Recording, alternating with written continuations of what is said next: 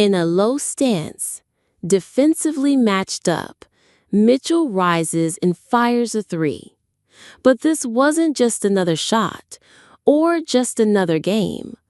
Kelsey Mitchell's fever matchup against the Sun was more than a win. It was a fork-in-the-road moment. A season filled with setback after setback suddenly carried a different kind of weight. The Fever were fighting deep in the playoff hunt, but back-to-back losses to the Wings and Mystics, two teams below them in the standings, raised the margin for error to 0. And as the first half unfolded, it looked like the story was already written. The offense stalled. Connecticut pushed the lead higher and higher. The scoreboard told a cruel truth. Indiana looked cooked. The fans at home felt it. The players on the bench wore it. Every miss, every turnover, it all stacked heavier on their shoulders.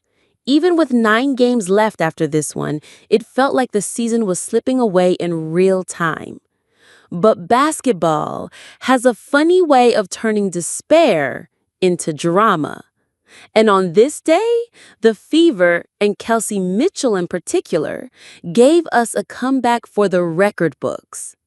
In a month, we might look back on this as the most important half of the Fever season, and for Caitlin Clark, a true turning point. But before we dive deeper into what happened, I have to play a famous clip to set the stage. This legendary Herm Edwards line has lived for decades. You play to win the game. It's simple, but it cuts deep. No excuses. No matter the score, no matter the injuries, you show up, you fight, and you win. And I bring this up because in this game, the Fever had every reason to finally throw in the towel. Once again, it felt like someone out there had a voodoo doll with Indiana's name on it. Another key injury. This time, Sophie Cunningham. Mid-game, she went down in obvious pain. She stayed on the floor for several moments before being helped off by trainers. She couldn't put full weight on her leg, and the look on her face told the story. This wasn't a bump or a bruise. This was serious, and the timing couldn't have been worse.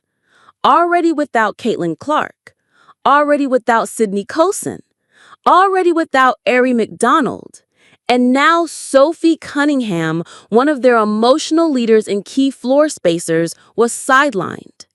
You could feel the frustration boiling over. This wasn't just bad luck anymore. It felt like a cruel pattern. A season where every time momentum builds, something else gets ripped away. And Sophie's family, they had had enough. They went straight to social media.